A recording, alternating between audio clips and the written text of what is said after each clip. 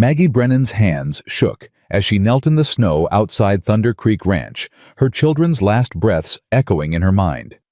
"Please," she choked out, gripping the frozen ground. "Take Clara and Ben. Feed them. I don't care what happens to me." Josiah McCallister stepped off his porch boots, crunching ice, his steel blue eyes locked on hers. The whole territory knew him as the man who never showed mercy. "Stand up," he said, voice low as thunder. She couldn't. Her legs had given out miles ago. Before we continue, if this story is already gripping your heart, hit that subscribe button right now. Stay until the very end to see how this impossible love story unfolds, and drop a comment telling me what city you're watching from. I want to see how far Maggie and Josiah's journey reaches across this country. Now let's ride. So, the morning Clara Brennan stopped pretending everything was fine. Frost covered the inside of the cabin windows like God's own indifference.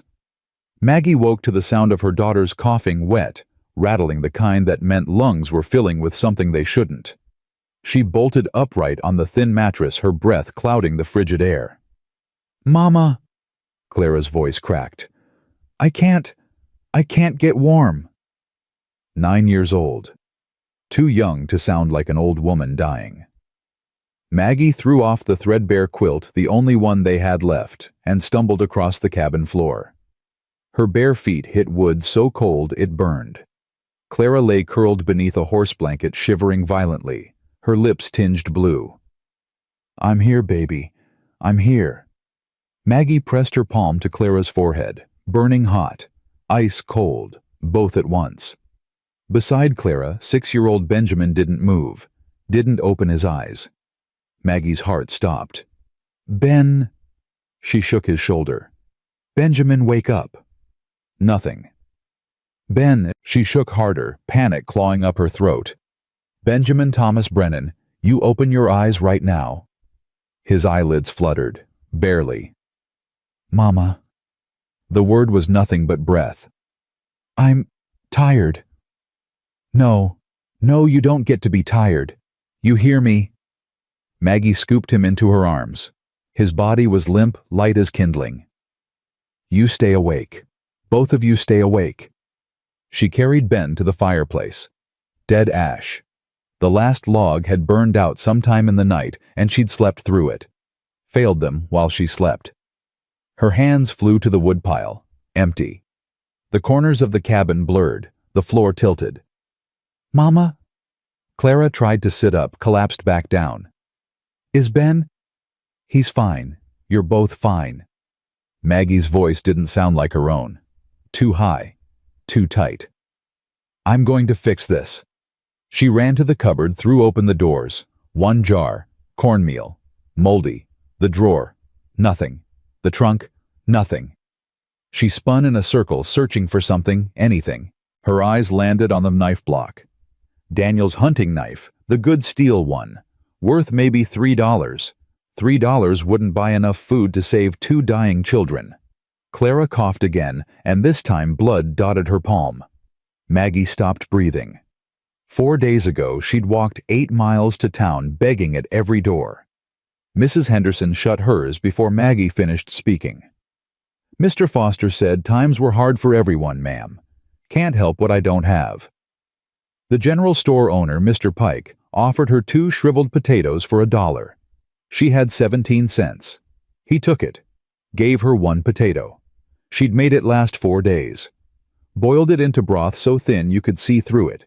Rationed it between Clara and Ben in spoonfuls so small they cried for more. She hadn't eaten in 6 days herself.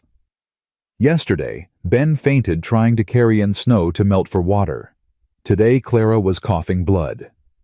Tomorrow... No. Maggie pressed her fists against her eyes, forced herself to think through the hunger fog, through the fear. There was one person within 50 miles who had the power to save them. Josiah McCallister. The name alone made her stomach twist. She'd seen him exactly 3 times in the 18 months since Daniel died. Once at Sunday service, sitting alone in the back pew, leaving before the final hymn. Once riding through town, his black coat billowing behind him, ranch hands trailing like an army. Once at the general store buying supplies, paying in cash, the bills thick in his gloved hand. He never looked at anyone, never spoke unless spoken to, never smiled.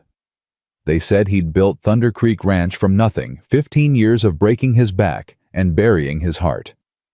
They said his wife died giving birth, and he'd never been the same. They said he'd forgotten how to be human. But they also said he was fair. Harsh, but fair.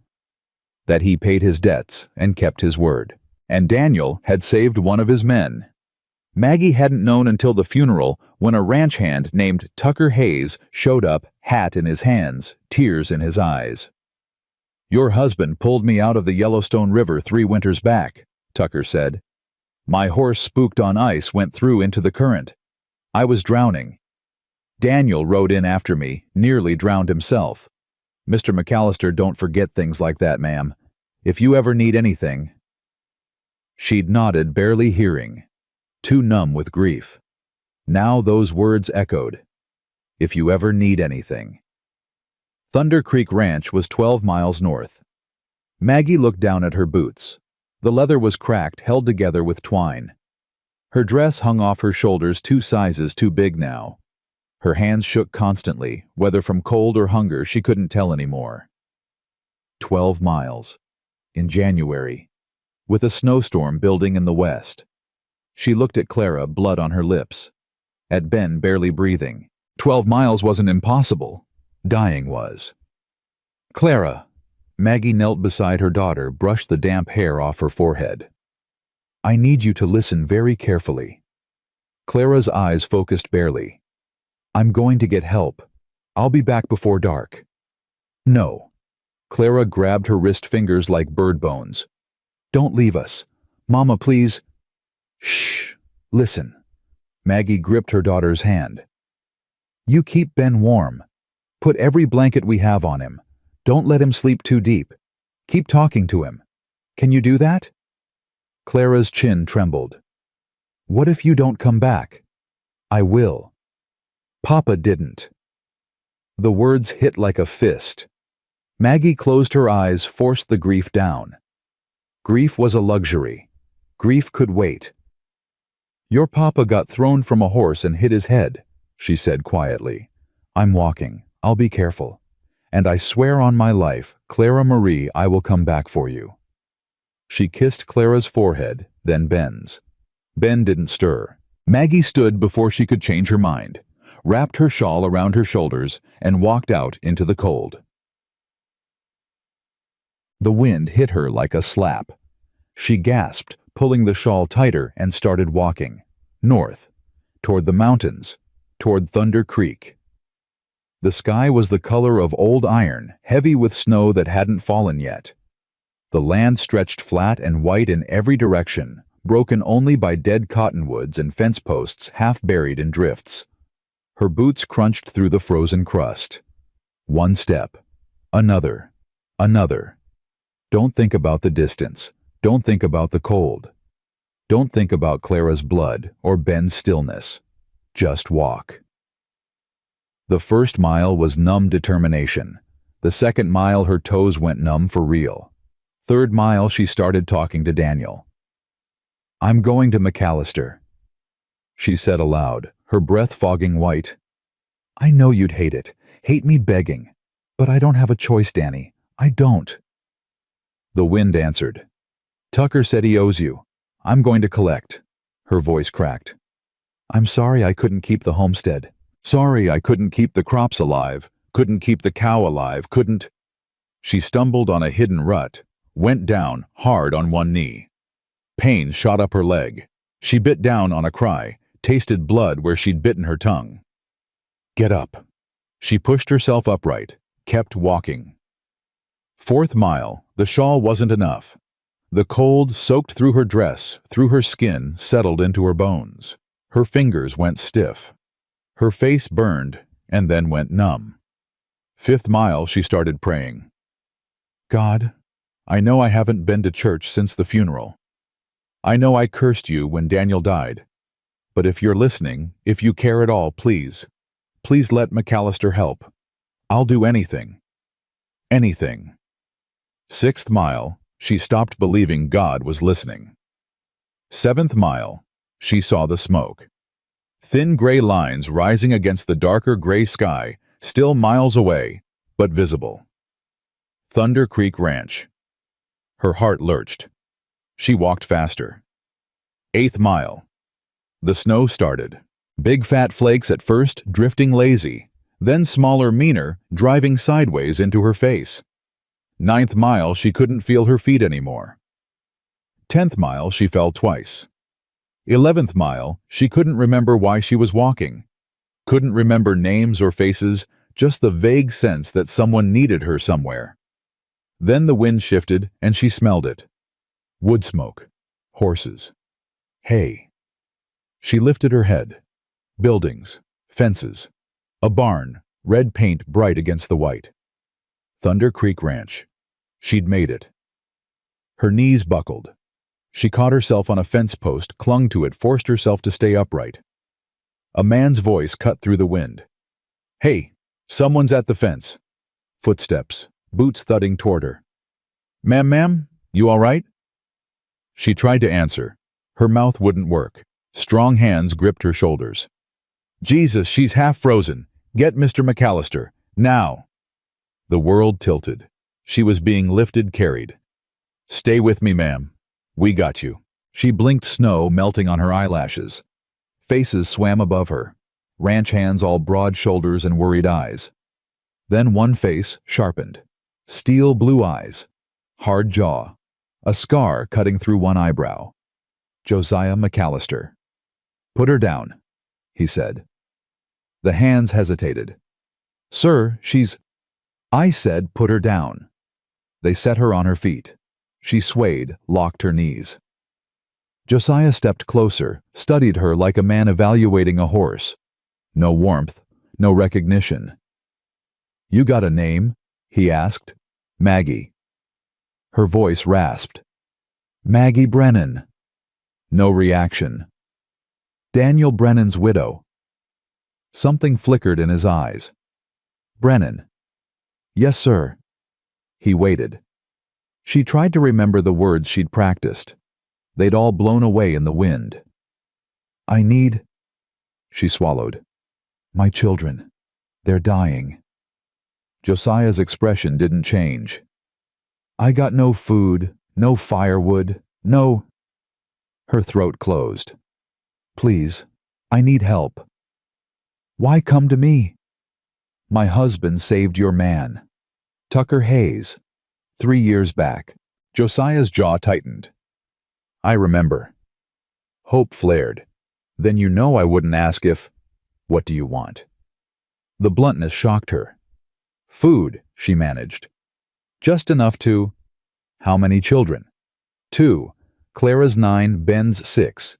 They haven't eaten in—" "Where's your homestead?" 7 miles southeast, past the cottonwood grove."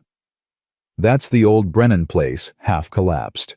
Shame burned through the cold. "Yes, sir." Josiah stared at her. The silence stretched so long she thought he'd refuse. Then he turned to the man beside him. Tucker Hayes, she realized. Older now, but the same kind eyes. "Tucker, get the wagon ready. 2 horses." Tucker's eyebrows shot up. "Sir." "You heard me." "Yes, sir." Tucker hurried off. Josiah looked back at Maggie. "You got any other family?" "No, sir." "The children sick?" "Clara's coughing blood. Ben won't wake up proper." His eyes narrowed. "How long since they ate?" 4 days. Real food, I mean." "And you—" She hesitated. "How long?" he repeated. 6 days. Josiah's mouth thinned. He shrugged out of his coat, draped it over her shoulders. The weight of it nearly knocked her over. Wool heavy, still warm from his body. "Sir, I can't—" "You want to help your kids. You don't die of cold before you get back to them."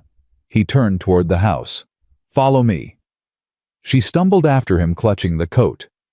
He led her up the porch steps through a door into warmth so sudden it hurt. A large room opened before her. Fireplace roaring. Furniture that matched. rugs without holes. A woman in a gray dress. The housekeeper looked up sharply. "Esther," Josiah said, "get her food.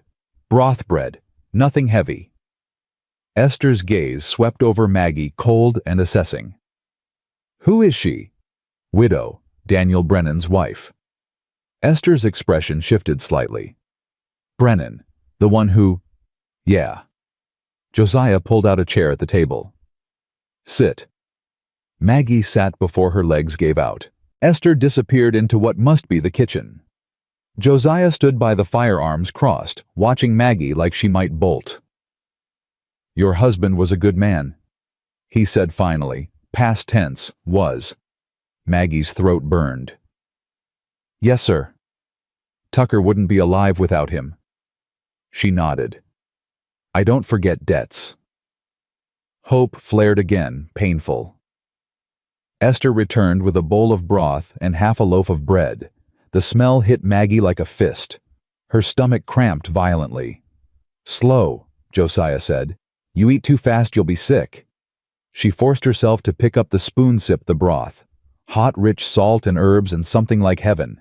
Tears spilled down her face. She ate slowly, each bite an agony of restraint, when she wanted to shove it all in her mouth at once. Josiah watched in silence. When she finished, he spoke. "Tell me what happened." So she did. The fever that took Daniel. The failed crops. The dead livestock. The town's closed doors. The children's hunger. All of it spilled out in a voice that shook and broke and kept going because stopping meant falling apart completely. Josiah listened without interrupting. When she finished, he said, "You walked 12 miles in a snowstorm to ask for food." "Yes, sir." "Why not send someone, ask the neighbors?" "Don't have neighbors anymore. The Hendersons moved east. The Fosters won't answer the door." "The church?" "Reverend Oakes gave me $1 last month. Said the collection's been thin." Josiah's mouth tightened. $1? It's more than nothing. It's an insult. Maggie looked down at her hands. "What were you planning?" Josiah asked. "I give you food, you walk back tonight." "Yes, sir." 12 miles in the dark in a blizzard. "My children will be dead before morning if their mother freezes to death halfway home." The bluntness of it stole her breath. "Here's what's going to happen," Josiah said. "We're taking the wagon to your place. We're getting your kids. We're bringing them here." Maggie's heart stopped. "Here. You got a problem with that. I know, but—" She struggled to understand. "For how long?" "Long as it takes." "Takes for what?" "For them to not be dying." Her mind spun. "Mr. McCallister, we can't impose." "You got a better option." She didn't. Then it's settled. He looked toward the door. "Tucker should have the wagon ready." "Sir." Maggie stood, legs shaking. "Why are you doing this?" Josiah met her eyes. "Your husband saved one of mine. I pay my debts." He paused. "And no child dies on my watch if I can stop it." Something in his voice made her think there was more to it. Something old and painful. But before she could ask, he was already heading for the door. "Come on, we're burning daylight." Mo. The wagon ride back felt like traveling through a dream. Maggie sat beside Josiah on the bench seat, wrapped in his coat and 2 extra blankets Esther had shoved at her. Tucker drove a second wagon behind them, loaded with supplies, food, blankets, medicine. Josiah handled the reins with easy competence, his eyes scanning the white landscape. They didn't speak. Maggie kept replaying his words. Long as it takes. What did that mean, days, weeks? And then what? They'd go back to the homestead, back to starving. She pushed the thought away. One crisis at a time. The snowstorm intensified. Wind howled, driving snow sideways. Josiah pulled his hat lower, kept the horses steady. "Almost there," he said, after what felt like hours. Maggie's heart lurched. The cottonwoods came into view, skeletal against the white. Then the cabin, dark, silent, snow piling against the door. Please, Maggie whispered. Please let them be alive. Josiah pulled the wagon to a stop, jumped down. Maggie scrambled after him, nearly fell. He caught her elbow, steadied her. Easy. She pulled free, ran for the door. Clara, Ben. She shoved the door open. The cabin was ice. No fire, no light. Two small shapes huddled under blankets by the dead hearth. No, no, no, no. Maggie fell to her knees beside them. Clara, Ben. Clara stirred. Mama! Relief hit so hard Maggie sobbed. I'm here, baby, I'm here. Behind her, Josiah and Tucker entered, bringing cold air and the smell of snow. Josiah knelt beside Maggie, pulled back Ben's blanket. The boy was barely breathing, his skin pale as wax. Jesus, Josiah muttered. He scooped Ben into his arms. Tucker, get the girl. We're leaving. Now. Tucker wrapped Clara in a blanket, lifted her carefully. Mama. Clara's voice was small, frightened. We're going somewhere warm, Maggie said, following Josiah out. Somewhere with food. You're going to be all right. She prayed she wasn't lying. They loaded the children into the wagon, packed blankets around them. The cabin, Maggie said. I need to leave it, Josiah said. But you planning to come back to this? Maggie looked at the sagging roof, the broken windows, the door that wouldn't close right. No, she whispered. Then leave it. He climbed onto the wagon seat. Maggie took one last look at the place where she'd lived with Daniel, where they'd dreamed of building a life. Then she climbed up beside Josiah and didn't look back. The return trip was slower, the storm worse. Josiah drove with grim focus, one hand on the reins, the other braced against the wind. Beside him, Maggie held Ben against her chest, willing warmth into his small body. Clara leaned against her side, shivering. Almost there, Josiah said again. This time, Maggie believed him. The lights of Thunder Creek appeared through the snow, golden and impossible. Ranch hands rushed out, helping unload the children. Get them inside, Josiah barked. Esther, heat water for baths, warm up the guest rooms. Esther appeared in the doorway, eyes wide. When she saw the children, her expression softened. Bring them to the kitchen, she said. It's warmest. They carried Clara and Ben inside. Maggie followed, numb with exhaustion and relief and disbelief. The kitchen was huge, warm, smelling of bread and stew. Esther directed them to set the children in chairs near the stove. Get those wet clothes off, she ordered, already gathering towels and blankets. Maggie's hands shook as she undressed Ben, revealing ribs sharp as knives, skin stretched thin. Esther's mouth tightened. She said nothing, just wrapped him in warm blankets and started spooning broth between his lips. Clara drank on her own small sips, eyes huge and wondering. Where are we? She whispered. Thunder Creek Ranch, Maggie said. Mr. McCallister's home. Clara looked at Josiah, standing silent by the door. Why? Good question. Josiah's gaze moved from Clara to Ben to Maggie. Because you needed help, he said simply. And your pa once helped me. Clara frowned, not understanding. Josiah turned to leave. Mr. McCallister, Maggie said. He stopped. She didn't have words big enough for what she felt. Gratitude didn't cover it. Relief didn't cover it. Thank you, she managed. Josiah's expression didn't change. Get some rest. We'll talk in the morning. He walked out, boots heavy on the floor. Esther handed Maggie a cup of broth. Drink. Maggie drank. Around her, the kitchen bustled with activity. Ranch hands bringing in supplies. Esther heating more water. Clara and Ben slowly coming back to life under blankets and warmth and food. And for the first time in 18 months, Maggie Brennan let herself believe that maybe, just maybe, they'd survive after all. Tag. Maggie woke to sunlight. Real sunlight streaming through glass windows that weren't cracked, warming a room that didn't smell like rot and desperation. For 3 heartbeats, she didn't remember where she was.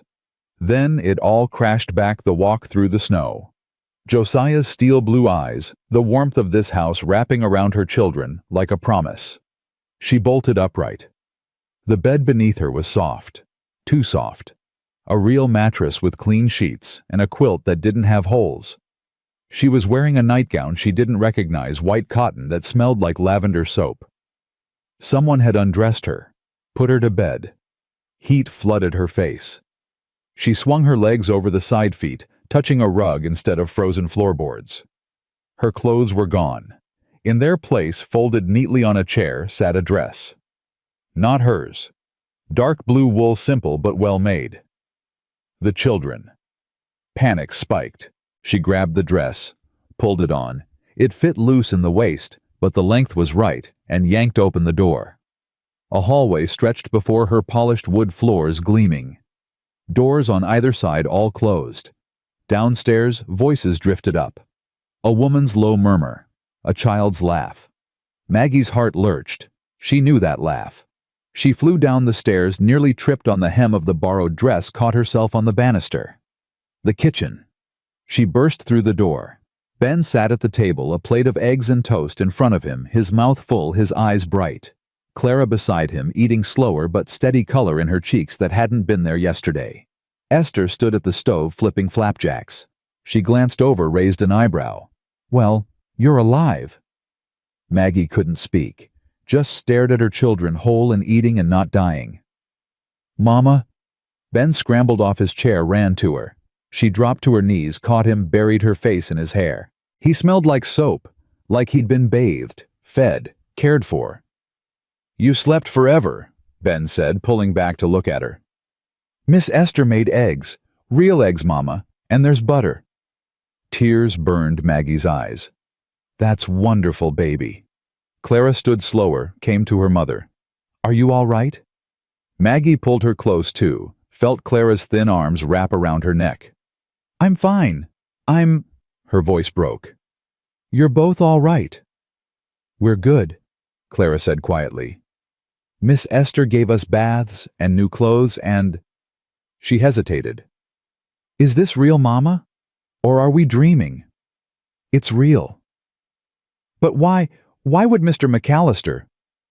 "Because your father saved a man's life once," Maggie said. "And Mr. McCallister pays his debts."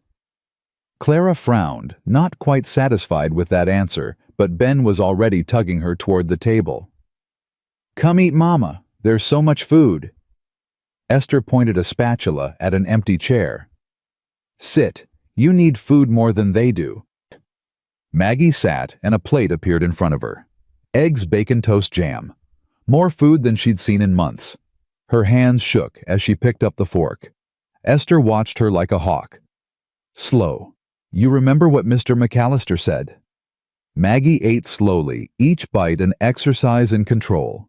Her stomach cramped, protesting the sudden richness, but she forced it down. "Where is Mr. McCallister?" she asked between bites. "Out with the hands. Winter feeding." Esther poured coffee into a thick mug, set it in front of Maggie. "He'll be back before noon." Maggie wrapped her hands around the mug, let the heat soak into her palms. "Miss Esther," she said carefully, "how long can we stay?" Esther's expression didn't change. "That's between you and Mr. McCallister."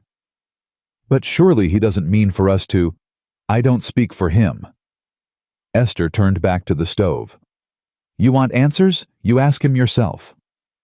Clara and Ben exchanged glances. "Are we in trouble?" Ben whispered. "No, sweetheart." Maggie smoothed his hair. "We're just guests." "Mr. McCallister saved us," Clara said. Her voice had an edge Maggie didn't like. Too much understanding for a 9-year-old. "But guests leave, don't they?" Before Maggie could answer, the back door swung open. Cold air rushed in, and with it 2 men. Tucker Hayes, stamping snow off his boots, grinning. And Josiah. He filled the doorway without trying, snow dusting his dark coat hat in his hands. His eyes swept the room, landing on Maggie. She stood instinctively, smoothing the borrowed dress. "Mr. McCallister." He nodded. "Mrs. Brennan." His gaze moved to the children. You two feeling better? Ben nodded enthusiastically. Clara just stared. Good. Josiah hung his hat and coat on a peg by the door. Esther, coffee. Already poured. Esther set a mug on the table. Josiah sat and the whole room seemed to shift around him. He drank his coffee black, his eyes on Maggie. We need to talk, he said. Her stomach clenched. Yes, sir. Not here. He glanced at the children.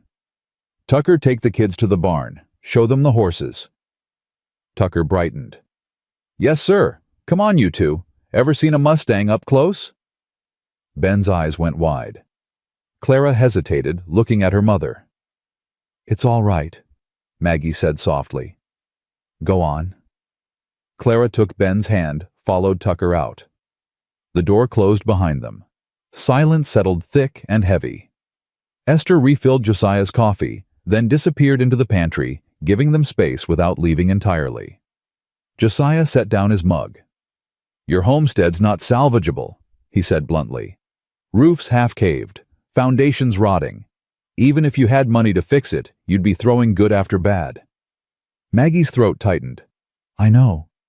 You got any other property, family land? No, sir. Daniel's parents passed before we married. Mine too. Savings? She almost laughed. No. Skills? The question surprised her. I can cook, so I kept books for Daniel, managed the homestead accounts when we had accounts to manage. Josiah nodded slowly. You ever work for anyone else? Hired hand domestic work? Heat crept up her neck. No, sir. I was married at 16. Went straight from my father's house to Daniel's. So you got 2 children, no home, no money, and no work experience. Put like that, it sounded hopeless. Yes, sir. Josiah leaned back, studying her. What were you planning to do after I gave you food? Go back to that cabin and wait to starve slower? The bluntness stung. I don't know. I hadn't thought past keeping them alive another day. Well, start thinking past it now. He crossed his arms. Because here's your situation. That homestead's done. The land's not worth the back taxes you probably owe. Even if you sold it, you'd get pennies. Not enough to start over anywhere. Maggie's hands twisted in her lap. I know. Town won't help. Church won't help. You already learned that. Yes. So, what's your plan? She looked up, met his eyes. I don't have one. Then I'll give you one. Her breath caught. You and your kids stay here, Josiah said. You work for your keep. Esther's getting older, needs help with the house. Cooking, cleaning, mending. You do that. I pay you a wage. Room and board included. Maggie stared. You're offering me a job. You got a problem with that. I know, but... She struggled to understand. Why? Because you need one. Because your kids need a roof that doesn't leak and food that doesn't grow mold. Because... He stopped, jaw tightening. Because what? His eyes went distant. Because I know what it's like to watch someone die when you can't stop it. And I can stop this. The pain in his voice was brief, quickly buried, but she heard it. Your wife, Maggie said quietly. Josiah's expression went hard. That's not your concern. I'm sorry. I didn't mean. Do you want the job or not? She wanted to ask more to understand this man who hid grief behind steel, but his eyes warned her not to push. Yes, she said. Yes, I want the job. Good. You start today. Esther will show you what needs doing. He stood. One more thing. Sir, people in town are going to talk. Widow and her kids living at a single man's ranch. You understand that. Heat flooded her face. I understand. You care what they say. She thought of Mrs. Henderson's slammed door, Mr. Foster's empty excuses, the church's single dollar. No, sir, I don't. Something almost like approval flickered in his eyes. Good, because I don't either. He grabbed his hat, headed for the door. Mr. McCallister? He paused, hand on the doorknob. "Thank you," Maggie said. "For everything. I'll work hard. I promise I won't. I know you will." He looked back at her. "Your husband was a good man. Died too young. Left you in a bad spot through no fault of your own. That's not right. So I'm making it right. That's all this is." But the way he said it made her think it wasn't all, that there was more he wasn't saying. Then he was gone, the door closing behind him. Esther emerged from the pantry, arms full of linens. "Well," she said, "looks like you're staying." Maggie nodded, still dazed. "Then let's get to work. These sheets need changing, and supper won't cook itself." The first week passed in a blur of work. Maggie learned the rhythms of Thunder Creek Ranch the way the house woke before dawn with the sounds of men heading to the barns, horses nickering the stove being stoked to life. She learned where everything lived: the good china in the hutch, the mending basket by the parlor window, the root cellar stocked with enough food to feed an army. She learned Esther's ways. The older woman was exacting, sharp-tongued, but fair. She showed Maggie once how she wanted something done, then expected it done that way every time. "Mr. McCallister don't tolerate sloppy," Esther said, demonstrating how to fold sheets with hospital corners. "You do it right or you do it over." Maggie did it right. She scrubbed floors, beat rugs, kneaded bread dough until her arms ached. She mended shirts and socks, patched holes in work pants, took in a coat that had belonged to Josiah's father. She peeled potatoes and carrots, plucked chickens, churned butter. It was hard work, honest work. And for the first time in 18 months, she didn't go to bed hungry. Clara and Ben thrived. Color returned to their cheeks, flesh to their bones. Ben followed Tucker around like a shadow, learning about horses and cattle, and how to mend a fence. Clara helped in the kitchen, quiet but observant, her eyes always watching. Josiah remained distant. He took breakfast alone in his office, spent days out on the range, returned after dark, smelling like leather and cold wind. When he did speak to Maggie, it was brief, practical. "We need more firewood brought up from the shed." "Yes, sir." "Esther says the upstairs window's sticking. I'll fix it tomorrow." "Thank you, sir." Always sir. Always a wall between them. But sometimes she'd catch him watching her when he thought she wasn't looking. And once when Ben ran up to show him a rock he'd found. Josiah knelt down to examine it with the seriousness of a man appraising gold. "That's a good one," he said. "See the quartz? That means there might be more nearby." Ben's face glowed. Maggie's heart twisted. On the 8th day, Reverend Oakes came to visit. Maggie was beating rugs on the back porch when she heard the wagon. She looked up, saw the Reverend climbing down his black coat, stark against the snow. Esther appeared in the doorway. "Reverend, what brings you out here?" "Heard there's a widow and her children staying at Thunder Creek." His voice was kind, but his eyes were sharp. "Thought I'd check on their welfare." "They're fine," Esther said flatly. "I'd like to see for myself if you don't mind." Maggie set down the rug beater, came forward. "Reverend Oakes?" His expression softened. "Mrs. Brennan, I've been worried about you. When you didn't come to town for weeks." "We were starving," Maggie said bluntly. "I came here because Mr. McCallister was the only one who'd help." The Reverend flinched. "If I'd known it was that bad—" "You gave me $1 and said the collection was thin. I told you my children were hungry." "Yes, but I didn't realize." "Didn't realize we were dying, or didn't want to." Silence. The Reverend cleared his throat. "Mrs. Brennan, I understand you're grateful to Mr. McCallister, but people are talking. A young widow living alone with a single man." "I'm not living alone with him," Maggie said coldly. "I'm working for him, earning wages. Esther's here. Ranch hands are here. It's more proper than starving to death in a collapsing cabin." "I'm not questioning your morals." "Yes, you are." Reverend Oakes's mouth thinned. "I'm trying to protect your reputation." My reputation didn't feed my children. Mr. McCallister did. Hoofbeats interrupted them. Josiah rode up, dismounted smoothly. His eyes went from Maggie to the Reverend, and something dangerous flickered in them. "Reverend," he said, "you got business here." "I came to check on Mrs. Brennan and her children." "They're fine." "So I see." The Reverend straightened. "Mr. McCallister, I mean no offense, but the optics of this situation." "The optics?"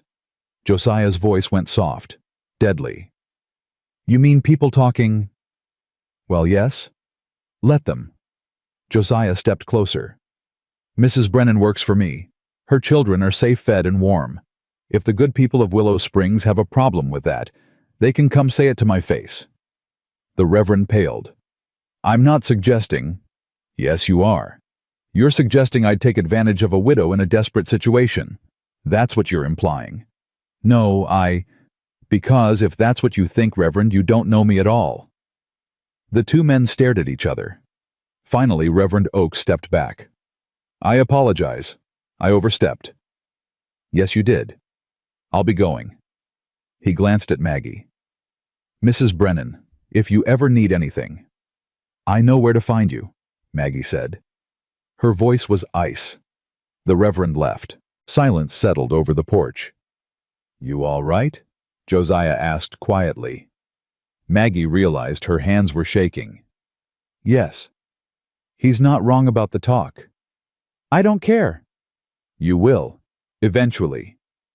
She looked at him. "Will you—" His jaw tightened. "No." "Then neither will I." Something shifted in his eyes. Respect, maybe. Or surprise. "Good," he said. Then he walked past her into the house.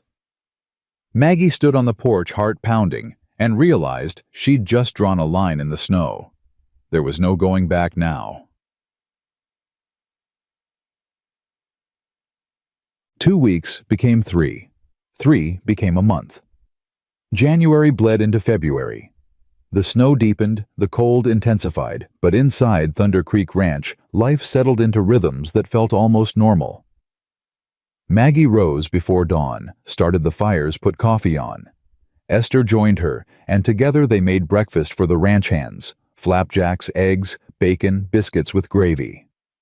The men ate in the bunkhouse, but Josiah took his plate in the kitchen, now sitting at the table with the children, while Maggie and Esther worked. He didn't talk much, but he listened. To Ben's chatter about the horses, to Clara's careful questions about the ranch's finances. "How many head of cattle do you run?" Clara asked one morning. Josiah glanced at her, surprised. "Around 800. Why?" "Just wondering.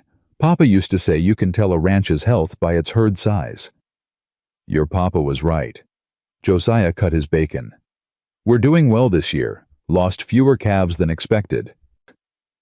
"Because of the new barn?" Clara asked. "Partly. And the windbreaks we built last fall."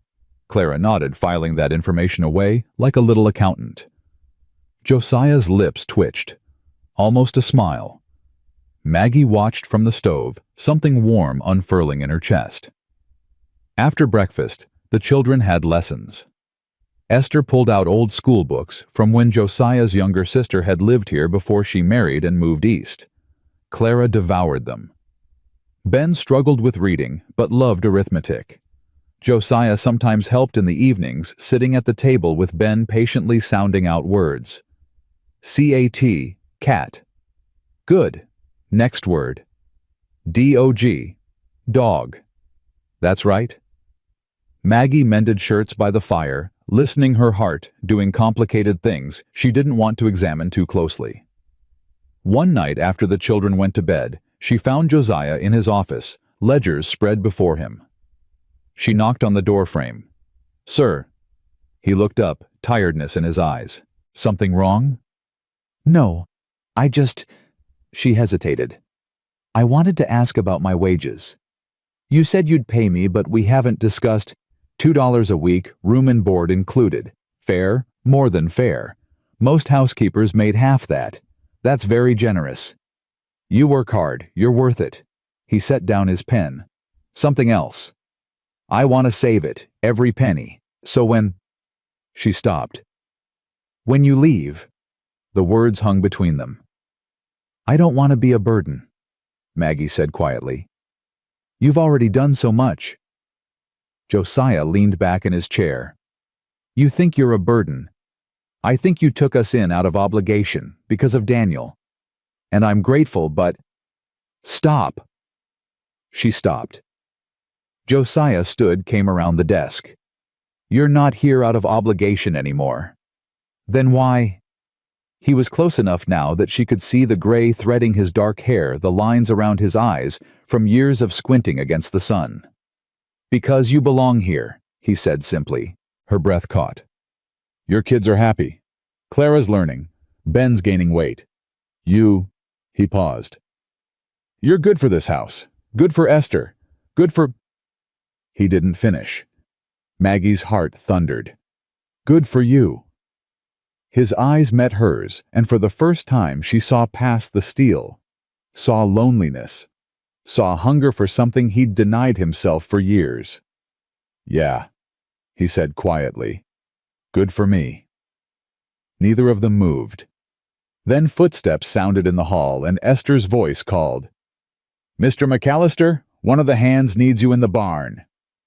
The moment shattered. Josiah stepped back, grabbed his coat. We'll talk more later. He left. Maggie stood in his office, touching her face, feeling heat there that had nothing to do with the fire. March came with a thaw. Snow began to melt, revealing dead grass and mud. The river broke free of ice with sounds like cannon fire. Calving season started, and Josiah spent long hours in the barns, helping bring new life into the world.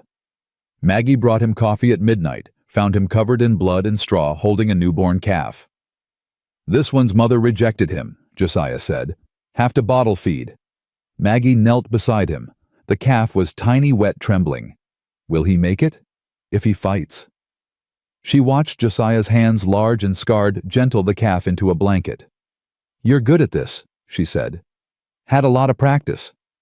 Your wife, did she help with calving? Josiah went still. For a long moment, she thought he wouldn't answer. Then, Sarah hated the blood, but she'd stay up with me anyway, keep me company, read to me while I worked. What did she read? Shakespeare. She loved the tragedies. His voice was distant. Said they made sense to her. The idea that loving someone could destroy you. Maggie's throat tightened. Did it destroy you? Josiah looked at her. Almost. But you survived. Surviving's not the same as living. No, Maggie agreed softly. It's not. They stayed there in the barn with the calf between them and years of grief heavy in the air. I think about Daniel every day, Maggie said. But the pain's different now.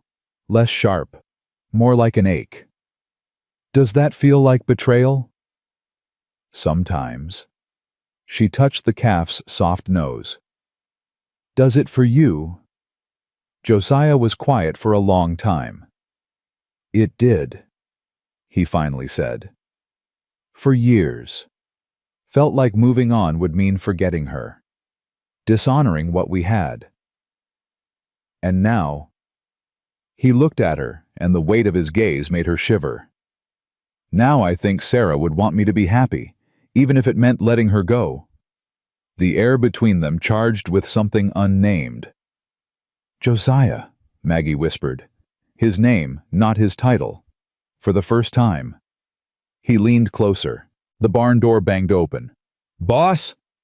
Tucker's voice urgent. Got a breech berth in the south pasture. Need you now. Josiah closed his eyes briefly, then stood. On my way. He left without looking back. Maggie stayed with the calf, her heart racing, and wondered what would have happened if Tucker hadn't interrupted. Wondered if she wanted to know. April brought Victor Slate.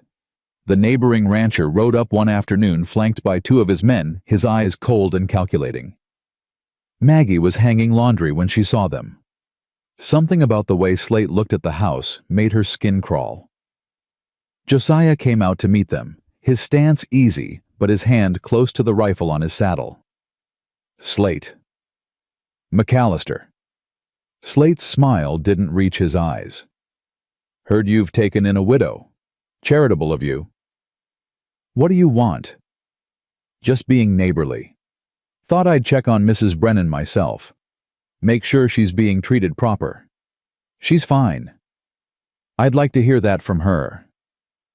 Slate's gaze found Maggie. Ma'am, you being treated well here? Maggie stepped forward, chin high. Mr. McCallister has been nothing but kind. Kind. Slate's smile widened. That what we're calling it?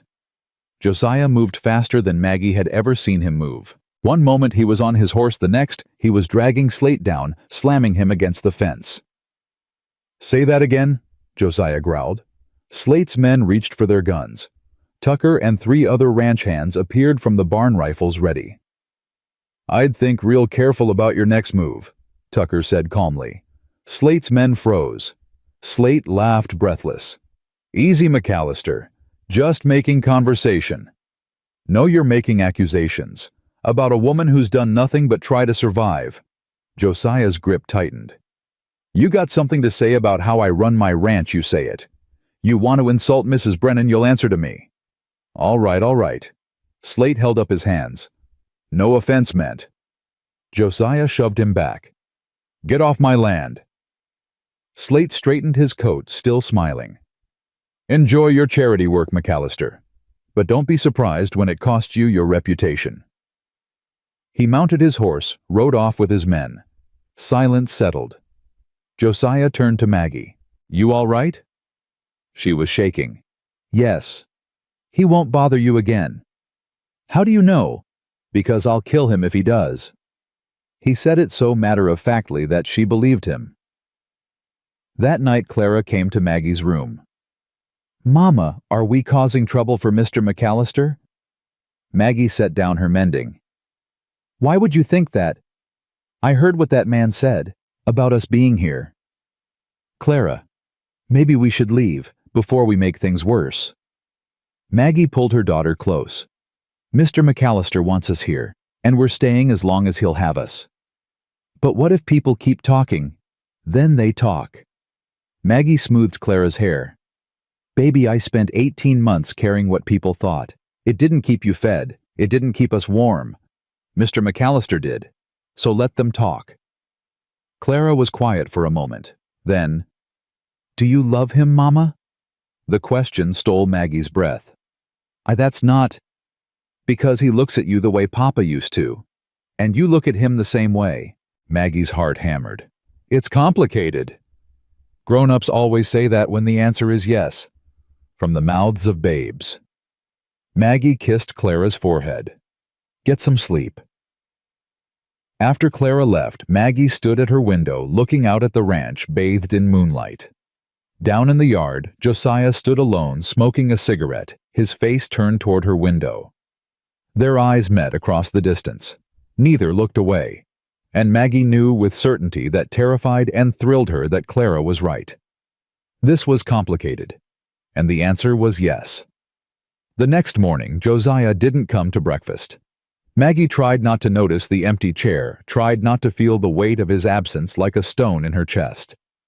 She served Ben and Clara their eggs, poured coffee for Esther, kept her hands busy, so her mind wouldn't wander to that moment at the window, to the way he'd looked at her in the moonlight. Mr.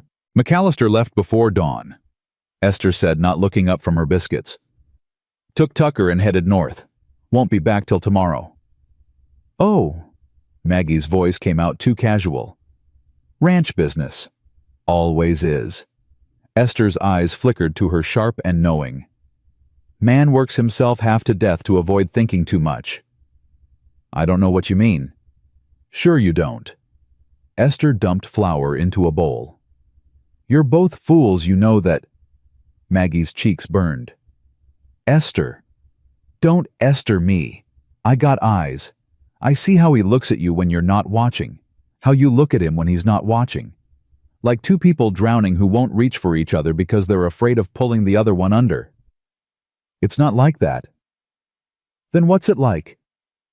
Maggie set down the coffee pot, gripped the counter. He's my employer. I work for him. That's all.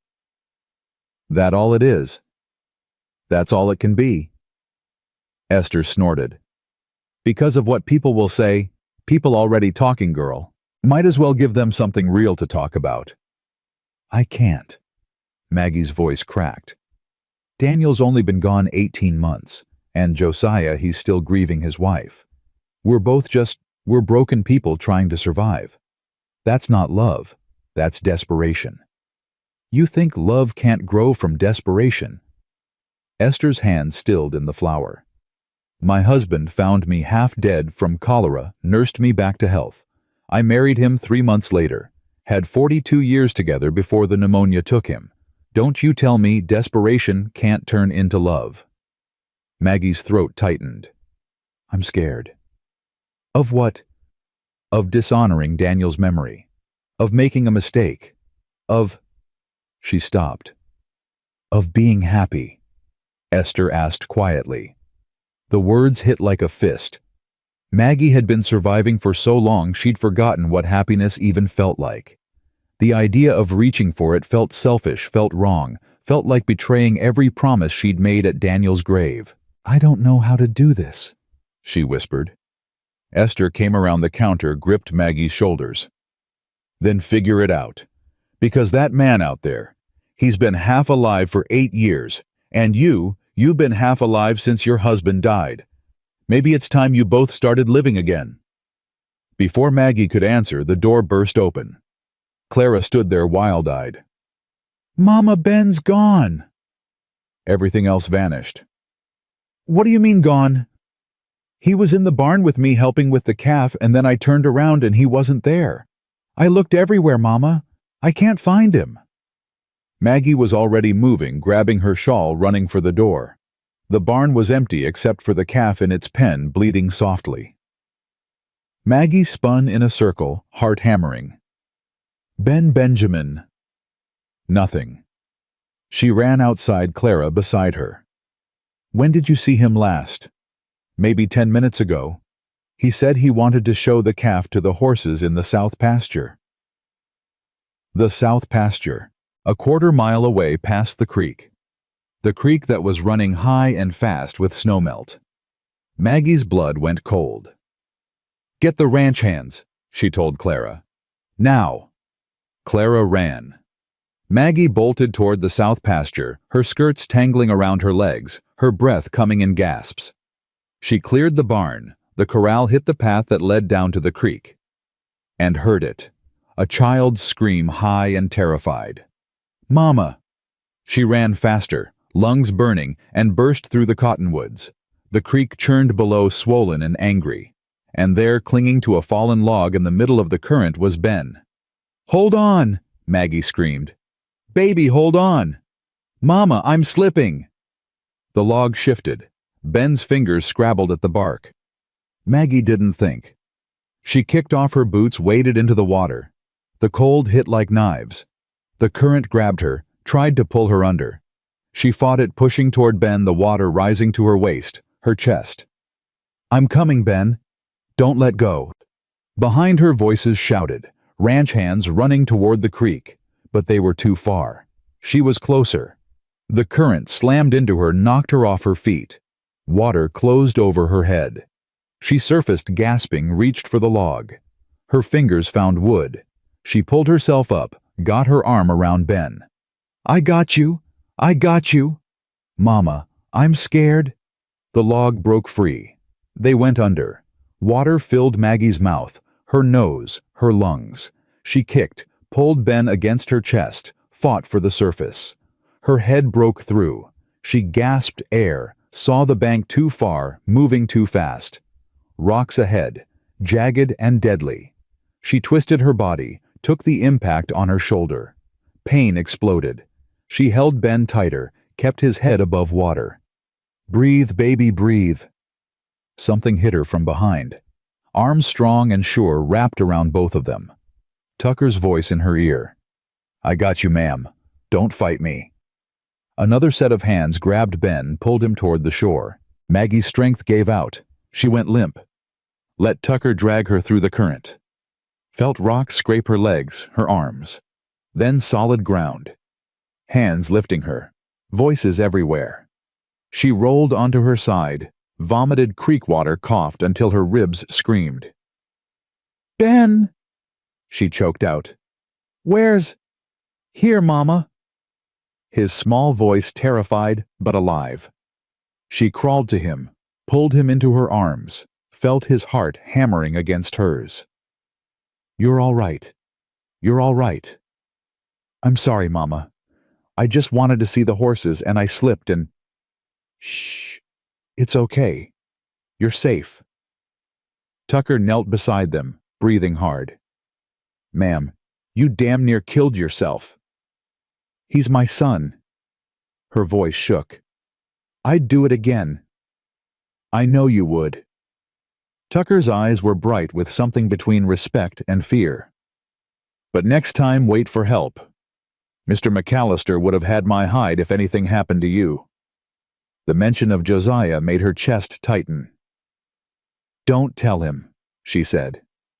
Tucker stared. Ma'am, with respect, that's impossible. Half the hands saw what happened. Word's going to reach him before he's 5 miles back. Maggie closed her eyes. Of course it would. They helped her back to the house, Ben wrapped in blankets, Maggie dripping and shaking. Esther took one look at them and started barking orders. Hot water, now, and send someone to find Mr. McCallister. Tell him there's been an accident, but everyone's alive. No, Maggie said. He's got business. He'll want to know. Esther's voice was iron. And if you think otherwise, you don't know that man at all. They stripped Ben, wrapped him in blankets, gave him hot tea with honey. His teeth chattered, but he was whole. No broken bones. No water in his lungs. Maggie sat by the fire wrapped in one of Josiah's old coats that Esther had shoved at her and tried to stop shaking. Clara curled against her side. I'm sorry, Mama. I should have watched him better. This isn't your fault, baby. But if I'd been paying attention, Ben's 6. 6-year-olds wander. It happens. Maggie kissed the top of her head. No one's to blame. Except maybe her for not watching close enough, for being distracted thinking about Josiah instead of keeping her children safe. The guilt sat heavy. Hours passed. The sun dipped toward the western mountains. Ben fell asleep in Esther's rocking chair, exhausted from fear and cold. Maggie couldn't sleep, couldn't eat, just sat by the window waiting. Full dark had fallen when hoofbeats thundered into the yard. She stood hard in her throat. The door slammed open. Josiah filled the doorway, chest, heaving, eyes wild. His gaze swept the room, landed on Ben, sleeping, then on Maggie. You're alive. I'm fine. He crossed the room in 3 strides, gripped her shoulders. Tucker said you went into the creek, said you nearly drowned. Ben was drowning. I had to... You could have died. His hands tightened. You could have died, Maggie. Her name. Not Mrs. Brennan. Maggie. But I didn't. You went into a flooded creek in April. The current, the rocks... His voice broke. Do you have any idea what could have happened? I saved my son. You almost killed yourself doing it. What was I supposed to do? Stand there and watch him drown? You were supposed to wait for help. He was shaking now, his control shattering. You were supposed to... He stopped, pulled her against his chest.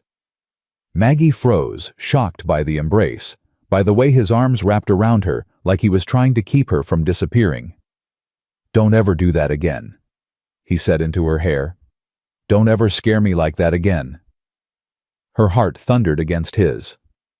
Josiah. I rode 15 miles in 2 hours because I thought... He pulled back just enough to look at her, and the naked fear in his eyes stole her breath. I thought I'd lost you. You barely know me. I know enough. This is we can't. Why not? Because Daniel had only been dead 18 months. Because Josiah's wife had been dead 8 years and he'd never moved on. Because people would talk and judge and condemn. Because she was terrified of wanting something this much. "Because I'm not ready," she whispered. Something in his eyes dimmed. He stepped back, releasing her. "All right. Josiah." "No. You're right." His voice went flat, controlled again. "I overstepped. It won't happen again." He turned toward the door. "Wait." The word burst out before she could stop it. "That's not what I meant." He stopped but didn't turn around. Maggie's hands twisted in the coat. I need time to figure out what this is, what I'm feeling. I can't," her voice cracked. "I buried my husband 18 months ago. And you loved your wife. Still love her, maybe. And I don't know if what we're feeling is real, or if we're just two lonely people trying to fill a void." "You think that's what this is?" He turned, and the look in his eyes was scorching. "A void I'm trying to fill. I don't know what this is." "Then let me tell you."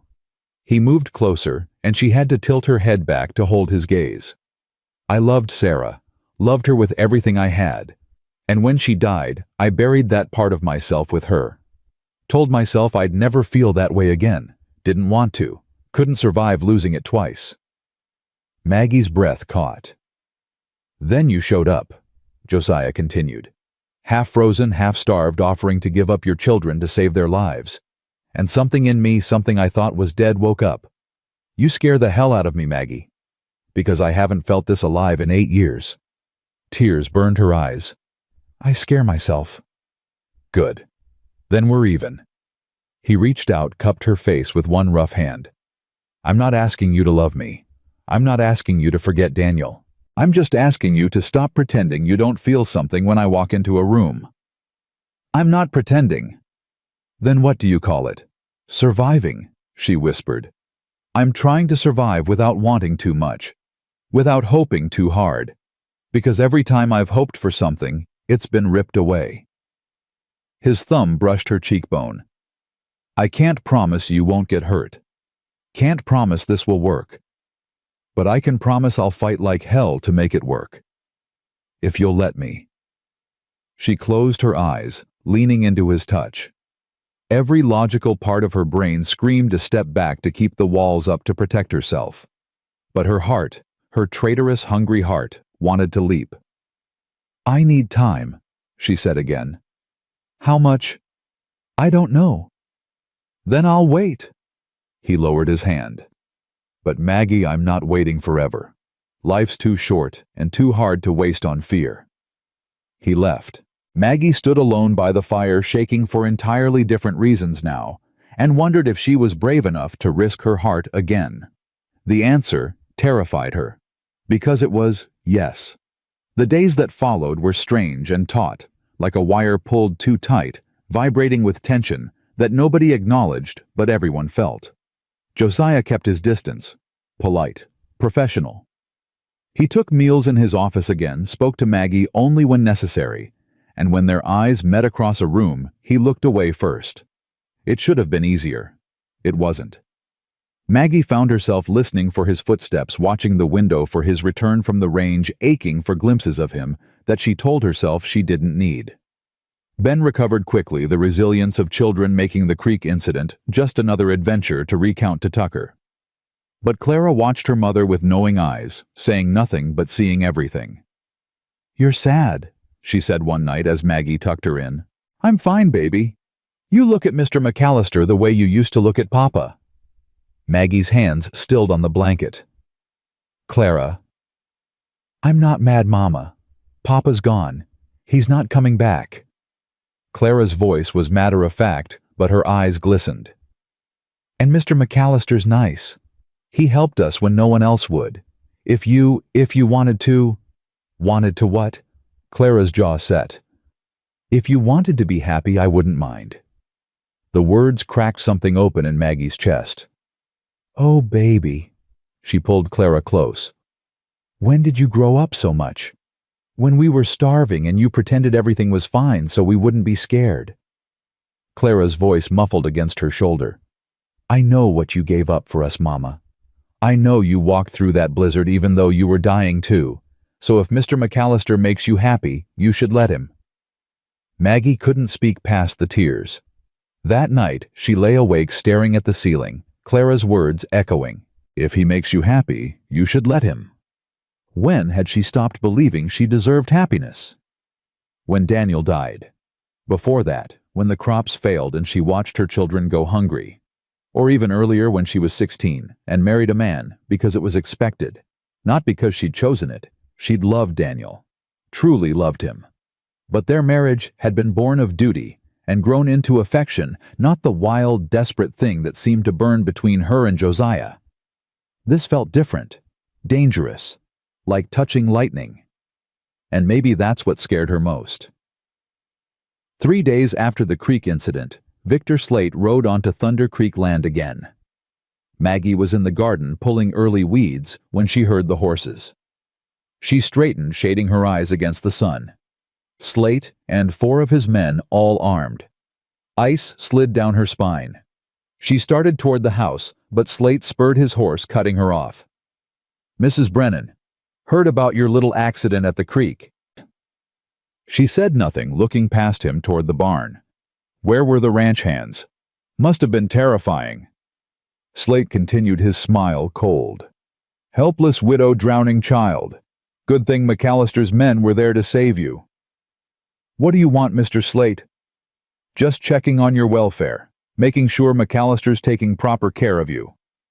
He is. Now if you'll excuse me. Slate's horse sidestepped, blocking her path again. You know, Mrs. Brennan, there's talk in town. About you and McCallister.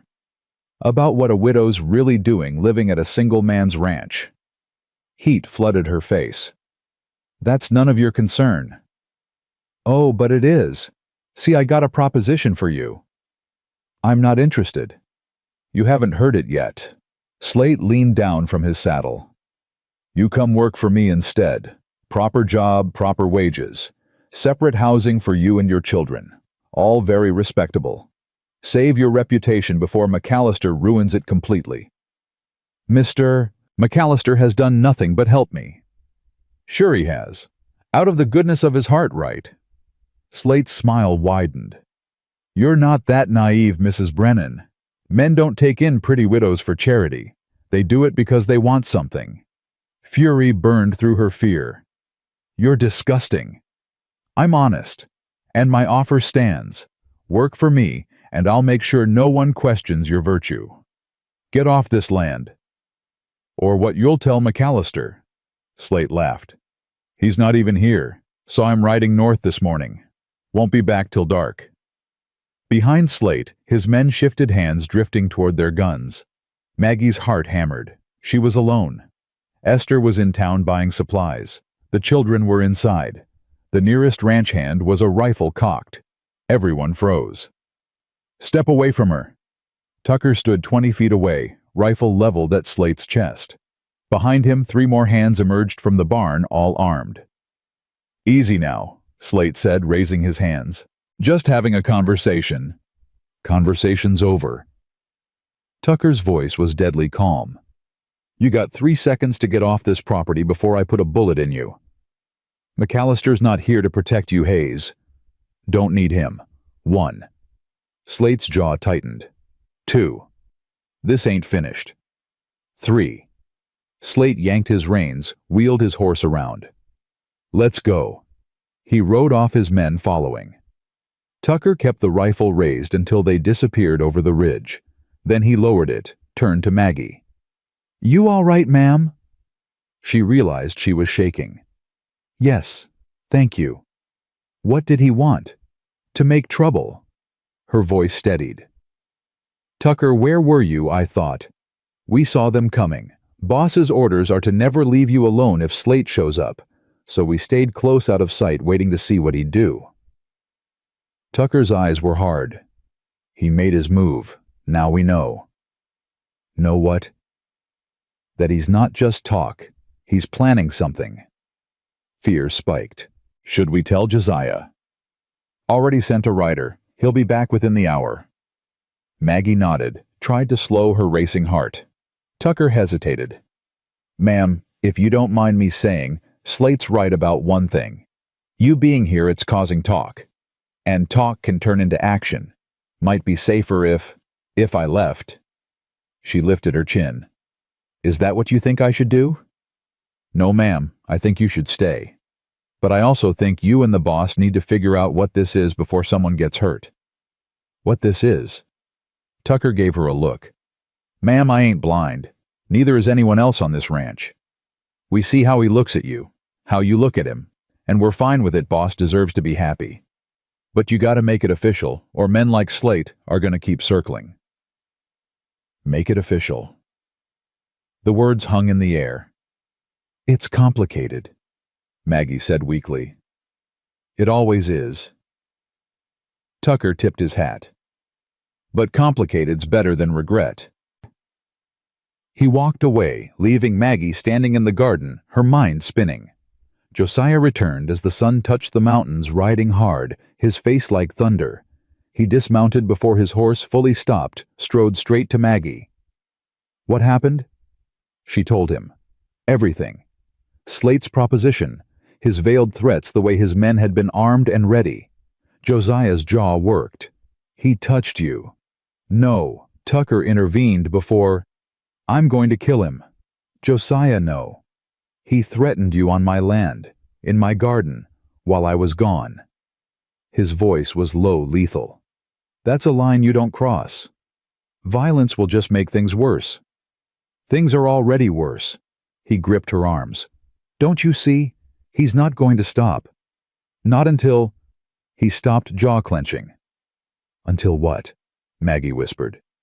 Josiah's eyes burned into hers. Until you're protected. Really protected. In a way that makes it clear you're not available. Her breath caught. What are you saying?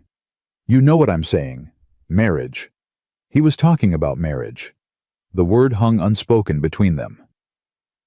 We barely know each other, Maggie said, but her voice shook. I know you'd die for your children.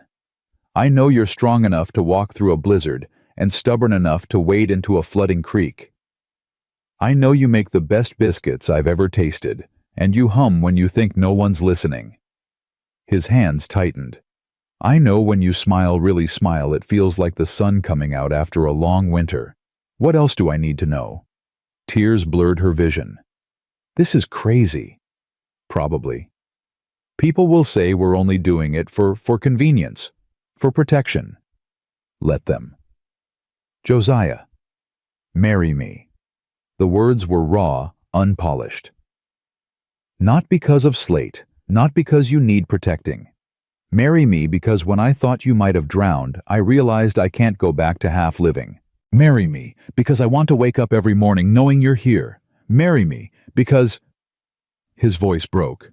Because I'm falling in love with you, he finished quietly. And I don't want to stop. The world tilted. Maggie stared at him, this man who'd saved her life, who'd given her children a home, who looked at her like she was something precious instead of broken. And she realized Clara was right. Esther was right. Tucker was right. She deserved to be happy, even if it terrified her. Ask me again, she whispered. Hope flared in his eyes. What? Ask me again, properly. Josiah dropped to one knee in the dirt, still holding her hand. Maggie Brennan, will you marry me? She looked down at him, this strong, wounded man who'd learned to hope again because of her. And she let herself fall. Yes. The word hung in the air between them, like a promise and a prayer. Josiah stood slowly, his eyes never leaving hers, and Maggie saw something in them she hadn't seen before, pure, unguarded joy. Say it again, he said, voice rough. Yes, I'll marry you. He pulled her into his arms, and this time she didn't hesitate. She wrapped her arms around his neck and held on, feeling his heart thunder against hers, feeling 8 years of loneliness and 18 months of grief crack open to let something new grow through. When he finally pulled back, His hands framed her face. "I won't let you regret this." "I already don't." He kissed her, then soft and careful, like she was something that might break. But Maggie had been broken before and survived it. She kissed him back, pouring everything she couldn't say into it. Hope and fear and desperate fragile trust. When they broke apart, both breathing hard, Josiah rested his forehead against hers. "How soon?" he asked. "How soon? What? How soon can we get married, because I don't want to give you time to change your mind." She laughed, the sound startling her. When was the last time she'd laughed, "I'm not going to change my mind"? "Good. Because I'm riding to town tomorrow and talking to Reverend Oakes." The mention of the Reverend sobered her. "He's not going to be happy about this." "Don't care. The town will talk." "Let them." Josiah's jaw set. "I've spent 8 years living for other people's opinions, for what's proper and expected and safe. I'm done with that." "Josiah, you want to wait, want a long engagement so people don't think we're rushing." Did she? Part of her, the part that still heard her mother's voice about propriety and reputation, said yes. But the larger part, the part that had walked through a blizzard and waded into a flooding creek, that had learned survival meant taking chances, said no. "I don't want to wait," she said. "But the children, Clara and Ben, they should be part of this decision." "You're right." He took her hand. "Let's talk to them." They found Clara and Ben in the kitchen with Esther, who took one look at their joined hands and faces and smiled.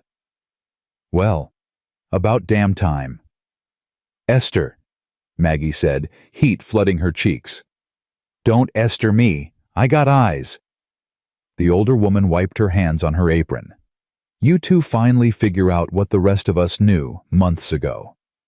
"We're getting married," Josiah said simply. Ben's head snapped up. "Really? If it's all right with you and your sister."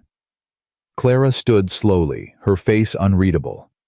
For a long moment she just looked at Josiah, and Maggie's heart clenched with fear that her daughter would object, would see this as a betrayal of Daniel's memory. Then Clara walked over and stood in front of Josiah. "You'll be good to her?" she asked. "To all of us?" "Yes." "You promise?" "I promise."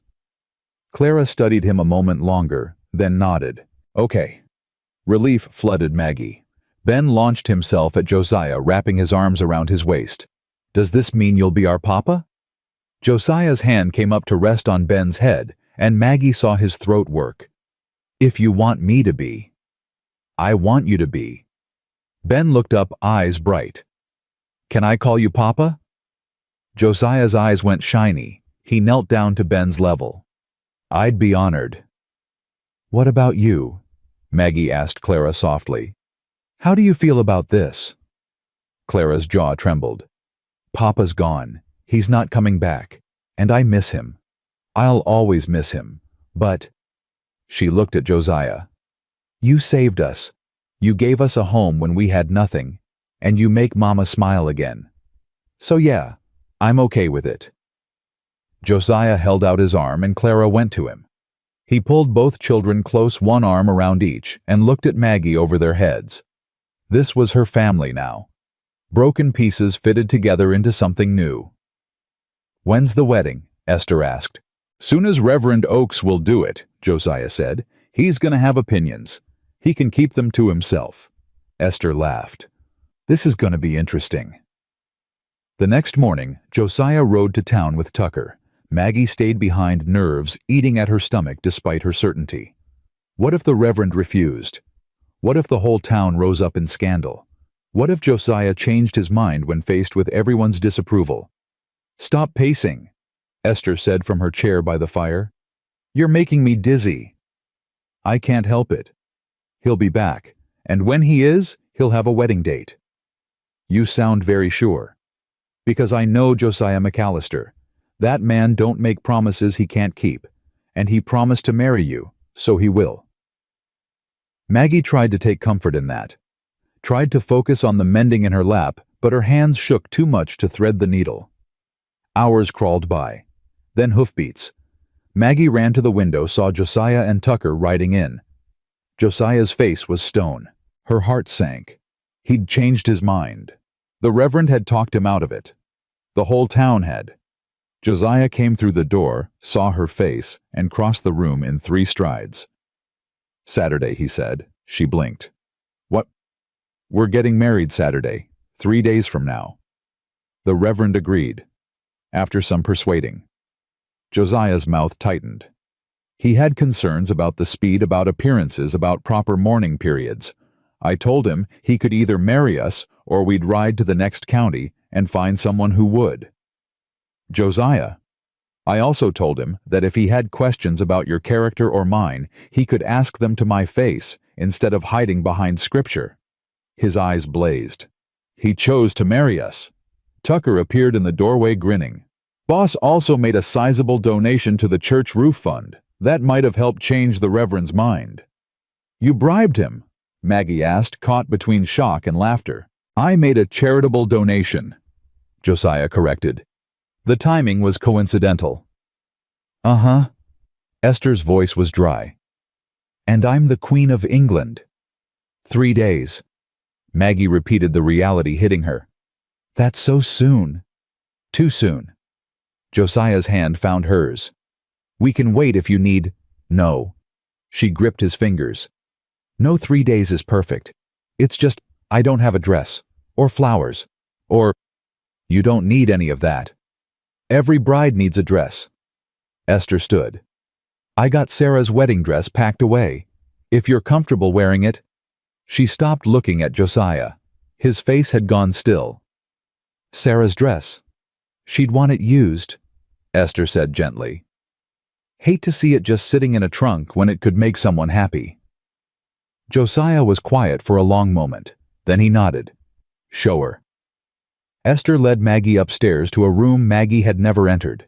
It was clearly Josiah's, but frozen in time, a woman's brush still on the dresser, a faded quilt on the bed. From the wardrobe, Esther pulled a trunk. Inside, wrapped in tissue, was a dress. Cream-colored silk, simple but elegant, with lace at the collar and sleeves. "It's beautiful," Maggie whispered. "Try it on." Maggie stripped down to her chemise, and Esther helped her into the dress. It fit almost perfectly, just a touch long. "I can hem it," Esther said.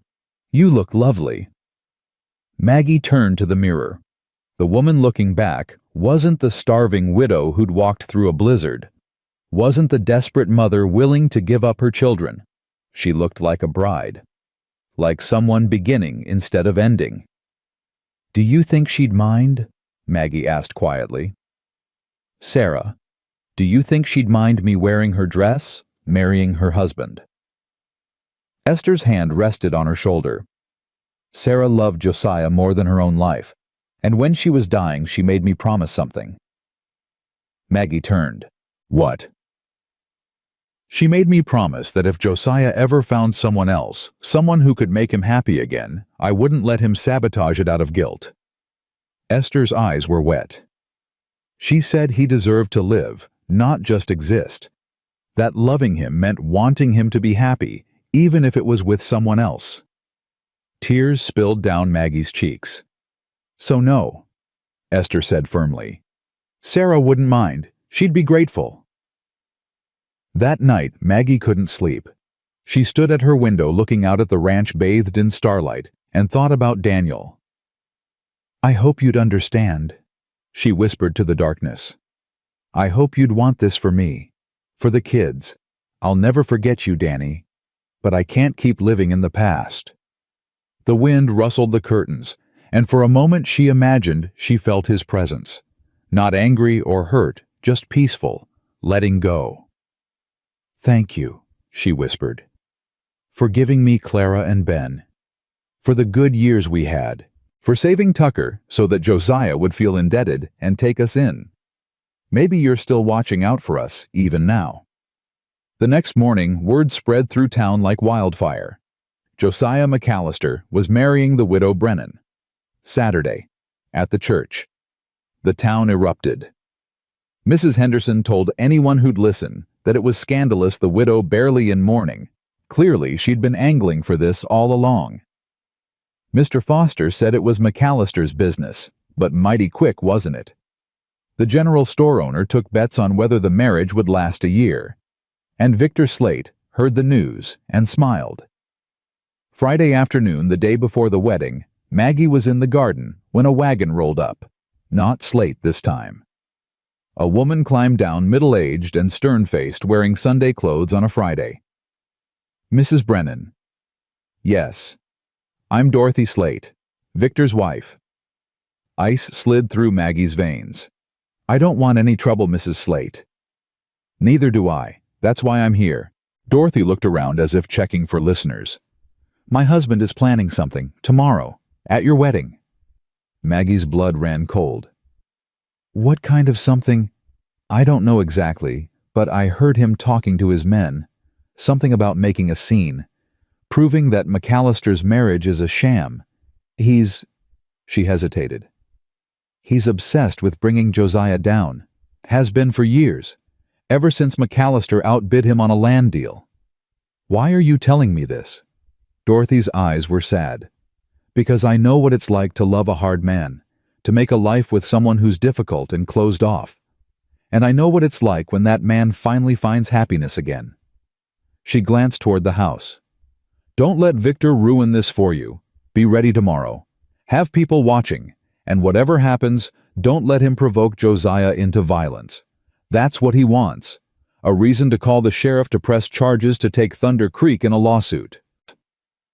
Why would you warn me if your husband...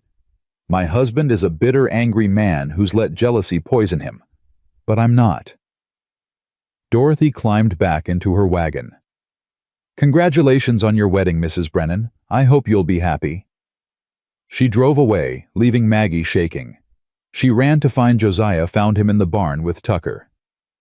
Slate's planning something tomorrow, she said breathlessly. At the wedding. Dorothy came to warn me. Josiah's face went hard. What kind of something? She didn't know. But he wants to provoke you. Make you lose your temper. Get you arrested. Then we cancel, Josiah said immediately. Move the wedding. Do it here private, just us. No. The word came out fierce. No, I'm not letting him control our lives. We're getting married tomorrow in that church like we planned. Maggie. I'm done running, done hiding, done letting fear make my decisions. She gripped his arms. We'll be careful. We'll be ready. But we're not giving him this. Tucker cleared his throat. If I'm a boss, we could have the hands there. Armed but discreet. Anyone makes trouble, we handle it quiet-like. Josiah looked at Maggie. You're sure about this? I've never been more sure of anything. Something in his eyes softened. All right, we do it your way. But at the first sign of trouble, we handle it together, Maggie said. That's what marriage means, right? His mouth curved. Yeah, that's what it means. That night, Maggie lay in bed too keyed up to sleep. Tomorrow she'd marry Josiah. Tomorrow she'd become Mrs. McCallister. Tomorrow her life would change forever. Fear and excitement warred in her chest. A soft knock at her door. Mama. Clara's voice. Come in, baby. Clara slipped inside, climbed into bed beside her mother. Can't sleep either. No. Are you scared about tomorrow? Maggie thought about it. A little, but more excited than scared. I think Papa would like Mr. McCallister, Clara said quietly. They're both good men, both the kind who do what's right even when it's hard. Yeah, I think he would too. Do you love him, Mr. McCallister? The question hung in the darkness. I do, Maggie said softly. Not the same way I loved your papa, but just as real, just as deep. Good. Clara snuggled closer. Because he loves you too, I can tell. How? The way he looks at you when you're not watching, like you're the answer to something he forgot he was asking. Maggie's throat tightened. When did you get so wise? When I had to grow up fast. Clara's voice was matter of fact. But that's okay. Growing up means I get to see you happy again. That makes it worth it." Maggie held her daughter close and let the tears come. Saturday dawned clear and bright, the sky so blue it hurt to look at. Esther dressed Maggie in Sarah's wedding dress, now perfectly hemmed. Clara wore a new dress Josiah had bought, pale yellow, that made her look young again. Ben wore a suit that was a bit too big, but he kept tugging at the collar with pride. "You look beautiful, Mama," Clara said. Maggie looked in the mirror. The woman looking back was thin still, but healthy, fed, whole, ready. They rode to town in the wagon, Tucker driving, 4 ranch hands riding alongside. Not obvious, but clearly there. The church sat at the edge of Willow Springs' white clapboard with a small bell tower. People gathered outside, more than Maggie expected. Some curious, some supportive, some clearly disapproving. And in the back, on horseback, Victor Slate and 6 of his men. Maggie's heart hammered. Tucker helped her down, and she saw Josiah waiting at the church steps. He wore a black suit, his hair combed back, his face clean-shaven. He looked like a stranger, and exactly like himself all at once. When he saw her, his eyes widened. She walked toward him, Clara and Ben behind her, and the crowd parted. Whispers rose like wind through grass. "Can't believe he's going through with it." Widow's barely cold in her mourning clothes. "Scandalous, that's what it is." Maggie kept her chin high, her eyes on Josiah. He met her halfway, offered his arm. "You ready for this?" he asked quietly. "Are you?" "Been ready since you said yes." They walked into the church together. Reverend Oakes stood at the altar, his face carefully neutral. The church was packed, ranch hands, townspeople, the curious and the cruel, all mixed together. Maggie and Josiah stood before the Reverend, Clara and Ben beside them. "Dearly beloved," Reverend Oakes began. The doors slammed open. Victor Slate strode in, his men behind him. "I object," he announced. The church erupted in gasps and whispers. Josiah's hand tightened on Maggie's, but his voice stayed calm. "On what grounds?" "On the grounds that this marriage is a fraud," Slate's voice carried across the church. "This woman has been living at your ranch for months, unmarried, unchaperoned. You expect us to believe this is some pure romance? Or is it something else? A business arrangement, payment for services rendered." Fury flooded Maggie hot and sharp. But before Josiah could move, before Tucker could reach for his gun, before the whole thing could explode into violence, Maggie stepped forward.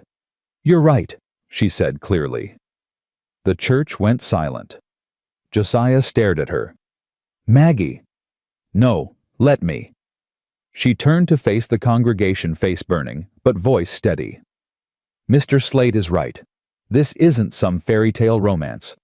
I did come to Thunder Creek desperate and starving. I did beg Josiah to save my children. And yes, I've been living at his ranch." Slate smiled triumphant. "But here's what Mr. Slate doesn't understand," Maggie continued. "Desperation doesn't make love less real.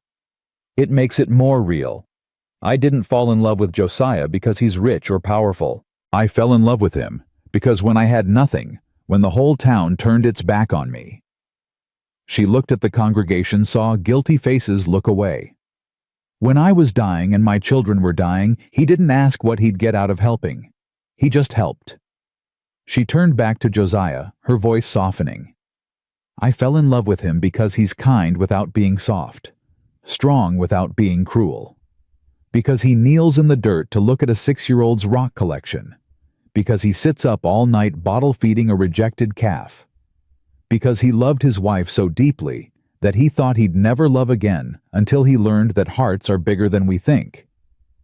That there's room for old grief and new joy both." Tears streaked her cheeks now. "So yes, this marriage started in desperation. But it's ending in love. Real, honest, imperfect love. And if that offends you..." She looked at Slate. "Then you've never known what it's like to lose everything and have someone help you find it again." Silence. Then Esther started clapping. One pair of hands loud in the quiet church. Tucker joined her. Then the ranch hands. then slowly others in the congregation. Slate's face went purple. "This is ridiculous. The only thing ridiculous here is you."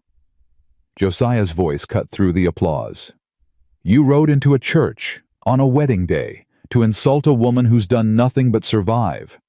That tell you something about your character, Slate. I'm trying to protect this town from what? From people being happy? From second chances." Josiah stepped forward. "You want to ruin this for me, because I outbid you on a land deal 5 years ago. That's what this is really about." Slate's jaw worked. "Get out," Josiah said quietly. "Get out of this church. Get off my land. And if you ever threaten Maggie or her children again, there won't be enough law in Montana to protect you." "You threatening me? I'm making a promise." For a long moment, Slate held Josiah's stare. Then he turned on his heel and stalked out, his men following. The church exhaled. Reverend Oakes cleared his throat. "Well, shall we continue?" Josiah turned to Maggie, his eyes searching hers. "You meant all that, every word." He cupped her face, kissed her in front of God and everyone, and the church erupted in cheers. When they finally broke apart, both breathless, the Reverend said dryly, "I generally wait until after the vows for that part." Laughter rippled through the congregation. They spoke their vows, simple traditional words that meant everything. "I, Josiah, take you, Maggie. I, Maggie, take you, Josiah. Till death do us part." The Reverend pronounced them husband and wife, and Josiah kissed her again, softer this time, a promise for all the tomorrows ahead. They walked out of the church together into brilliant sunshine, and Maggie thought about how she'd walked through a blizzard to this moment. How close she'd come to giving up. How glad she was that she hadn't. Because here now, with Josiah's hand in hers, and her children beside her, and a whole future stretching out bright and uncertain and beautiful, she understood something she'd forgotten in all those months of starving and surviving. Life could be hard and still be worth living. Love could grow from desperation and still be real. And sometimes the best things came from the worst moments, if you were brave enough to reach for them. The reception happened in the churchyard tables laden with food the townspeople had brought, despite their earlier gossip. Maggie stood beside Josiah, his arm around her waist, and watched people who'd turned her away months ago now smile and offer congratulations. Some of it was genuine. Some wasn't. She found she didn't care either way. "You were incredible in there," Josiah said quietly, his breath warm against her ear. "The way you stood up to Slate, the things you said. I meant them. I know you did. That's what made it incredible." He turned her to face him, his hands on her waist. "You didn't need me to defend you. You defended yourself." "We're partners now," Maggie said. "That means fighting our own battles sometimes. And sometimes fighting them together. Yes, together." Mrs. Henderson approached, her face pinched with something between shame and obligation. "Mrs. McCallister, congratulations." The name still felt strange. Mrs. McCallister. Not Mrs. Brennan anymore. "Thank you, Mrs. Henderson. I hope—" The older woman faltered. "I hope you'll be very happy." What she didn't say hung in the air. "I'm sorry I turned you away. Sorry I let you starve. Sorry I chose comfort over compassion." Maggie could hold on to the anger, could throw those closed doors back in her face, or she could let it go. "I appreciate that," she said simply. Mrs. Henderson nodded, relieved, and moved away. "You're more forgiving than I'd be," Josiah muttered. "I'm not forgiving. I'm just done carrying that weight." Maggie looked up at him. "We're starting fresh, all of us. That means leaving the past where it belongs." His eyes searched hers. "Even Daniel." The question didn't hurt the way it might have months ago. "Daniel will always be part of me. He gave me Clara and Ben. He taught me what it meant to build a life with someone." She touched Josiah's face. "But you taught me that life doesn't end when love dies. That hearts are bigger than we think. that there's room for both grief and joy. Josiah pulled her closer. I love you, Maggie McCallister. I love you too. They kissed, and around them the reception continued, life flowing forward, the way it always did, carrying them with it.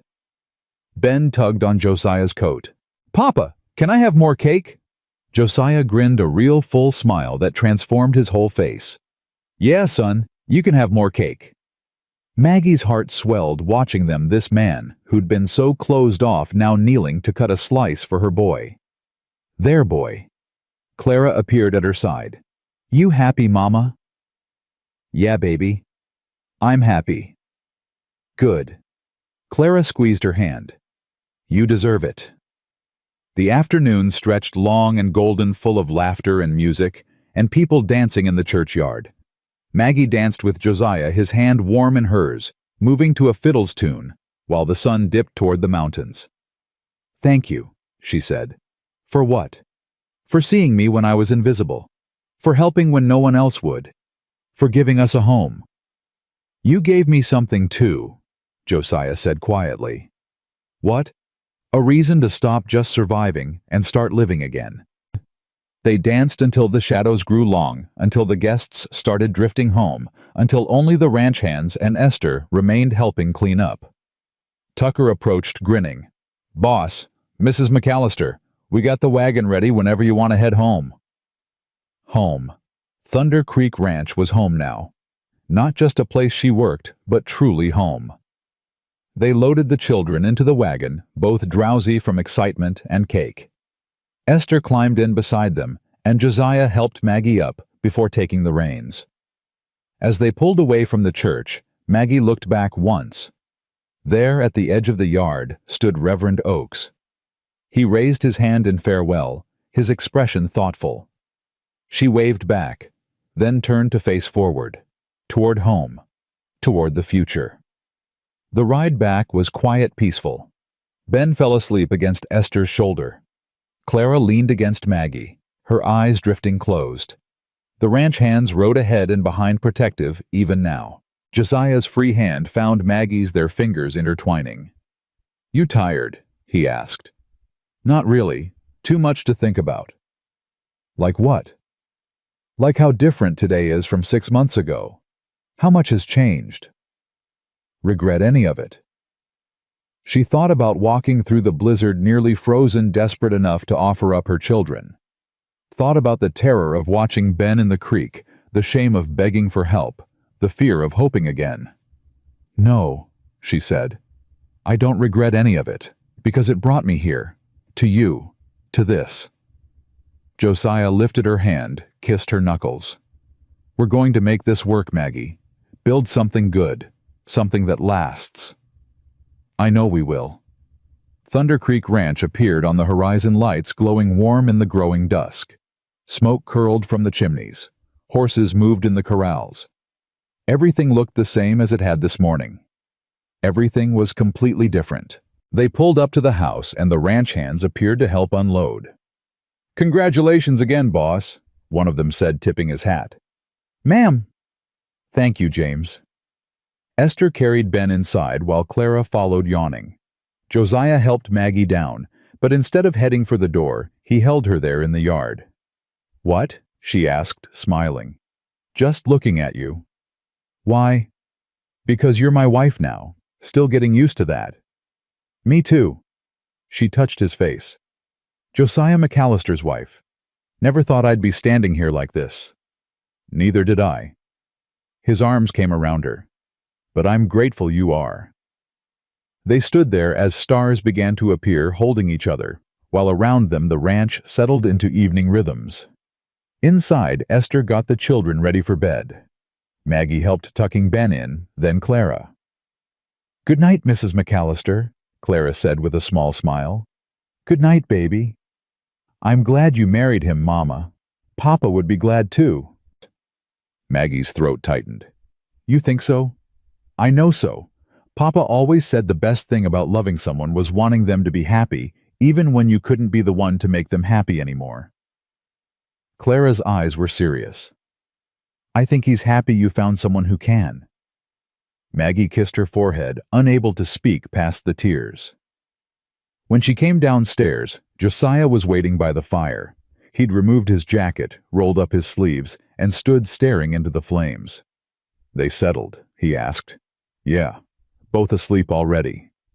He turned to her, and something in his expression made her breath catch. "Come here," he said softly. She went to him, and he pulled her into his arms. "I've been thinking," he said. "About what?" "About how close I came to never meeting you. If Daniel hadn't saved Tucker, if you'd given up before making that walk, if I'd been less stubborn about paying debts." His hand cupped her face. "So many things had to go exactly right for us to end up here." "Or exactly wrong," Maggie said, "depending on how you look at it." "No, right." His thumb brushed her cheek. "Because you're here. Because we're here. Because I get to spend the rest of my life with you." "That's a long time." "Not long enough." He kissed her then deeper than before, and she tasted promise in it. Promise and passion and a future full of mornings waking up beside him, of building a life together, of watching their children grow. When they finally broke apart, both breathless Josiah rested his forehead against hers. "I want to do this right," he said. "Want to honor what we both lost. Want to build something new, without forgetting what came before." "We will," Maggie said. "Together." "Together," he echoed. They stood by the fire as the house settled around them, the warmth seeping into their bones, and Maggie thought about all the ways love could surprise you, how it could grow in the darkest places, how desperation could transform into devotion, how two broken people could fit together into something whole. The next morning, Maggie woke in Josiah's arms. Sunlight streamed through the window. The room smelled like coffee and wood smoke. Somewhere downstairs, Esther was clattering pots and children's voices drifted up through the floorboards. Normal, domestic, beautiful. Josiah stirred his eyes opening. When he saw her, he smiled. "Morning, wife?" "Morning, husband." "Sleep well." "Better than I have in years." He pulled her closer. "Get used to it." They lay there a while longer, neither wanting to move until Ben's voice floated up the stairs. "Papa, Mama, come see the calf is standing." Josiah laughed. "Duty calls." They dressed and went downstairs to find Ben and Clara in the kitchen already eating breakfast. "The calf stood up all by himself," Ben announced proudly. "Tucker said it's because we took good care of him." "That's wonderful," Maggie said, kissing the top of his head. Over the next weeks, life settled into new patterns. Maggie still worked alongside Esther, but now as mistress of the house, rather than hired help. She learned the ranch accounts from Josiah sitting beside him in his office while he showed her the ledgers. "You should know all this," he said, "in case something happens to me." "Nothing's going to happen to you." "You can't know that. Range work is dangerous. I want you to be able to run this place if you need to." So she learned. The investments, the livestock numbers, the contracts with buyers in Chicago. Her head for figures surprised him. "You're good at this," he said. "I kept books for Daniel. It's not so different, just bigger numbers." Clara took to ranch life like she was born to it, helping with the accounts, learning to ride, asking questions about breeding stock and water rights. Ben spent his days with Tucker learning to rope and brand and read the weather. They grew stronger, healthier, their laughter filling the house. And Maggie bloomed. She'd been so focused on survival for so long, she'd forgotten what it meant to simply live. To wake without dread, to eat without rationing, to plan for the future, instead of just enduring the present. One evening, a month after the wedding, she stood in the garden watching the sunset paint the mountains gold and red. Josiah came up behind her, wrapped his arms around her waist. "What are you thinking about?" he asked. "About how scared I was. Walking through that blizzard to ask for your help. How certain I was that I'd be turned away. And if I had turned you away." She leaned back against him. "I don't know. I try not to think about it." "I almost did," he said quietly. She turned in his arms. "What?" When Tucker first brought you to me, I almost said no. Almost told him to give you food and send you on your way. His jaw tightened. I didn't want the complication. Didn't want to let anyone close enough to hurt me again. What changed your mind? Your eyes. The way you looked at me when you asked me to take your children. Like you were offering me your heart on a blade. He touched her face. I saw myself in you. Saw what grief does, how it hollows you out. And I thought if I turn her away, I'm no better than the death that took Sarah. Just another force that destroys instead of saves. Maggie's throat ached. I'm glad you didn't turn me away. So am I. They stood there as the light faded, holding each other, while around them the ranch hummed with life. Spring turned to summer. The calves grew strong. The grass turned green. Clara turned 10, and they celebrated with cake and gifts and laughter. Ben learned to ride without help, and Josiah's pride was so obvious it made Maggie's heart swell. They were a family. Not perfect, not without scars, but real and whole and theirs. One night in July, Maggie stood in the bedroom she now shared with Josiah, looking at herself in the mirror. Her body had changed, filled out with regular meals, softened with happiness, and now changed in another way. She pressed her hand to her stomach, feeling the slight swell there. She'd suspected for weeks, been certain for days. Tonight she'd tell him. Josiah came in tired from a long day moving cattle. He started to shrug off his shirt, then stopped, seeing her expression. What's wrong? Nothing's wrong. Then why do you look scared? She took a breath. Because I don't know how you'll feel about this. He crossed to her concern written on his face. About what? I'm pregnant. The words hung in the air. Josiah went utterly still. His eyes dropped to her stomach, then back to her face. You're sure? Yes. For a long moment, he didn't react, didn't speak. Fear spiked through her. Say something. Sarah died in childbirth, he said, voice hollow. The baby too. I held them both while they... He stopped, turned away. I can't do that again, Maggie. I can't watch you die. She went to him, gripped his arms. I'm not Sarah, and this isn't the same. You don't know that. Women die in childbirth all the time. Strong women, healthy women. And many don't. Many live and have healthy babies and build families. She forced him to look at her. I'm scared too, but I'm also happy and hopeful, because this baby is ours, yours and mine, a symbol of everything we've built together. His jaw worked. What if something goes wrong? Then we'll face it together, the same way we've faced everything else. I don't know if I'm strong enough. You are. We are. She placed his hand on her stomach. This is our future, Josiah. Our baby. Are you going to let fear steal that from us? He closed his eyes, his hand pressing gently against her belly. I'm terrified, he whispered. Me too, but I'm more excited than terrified. She covered his hand with hers. We're going to be all right, all of us. Finally, slowly, he pulled her into his arms. A baby, he said, wonder creeping into his voice. Our baby. Clara and Ben, how will they feel? They'll be thrilled. Ben's been asking for a little brother. Josiah laughed, the sound shaky but real. When? February, I think. He held her tighter. February. Middle of winter. We'll manage. Yeah. His voice steadied. Yeah, we will. They told the children the next morning. Ben whooped and immediately started making plans. I'll teach him to ride and rope and... It might be a girl, Clara pointed out.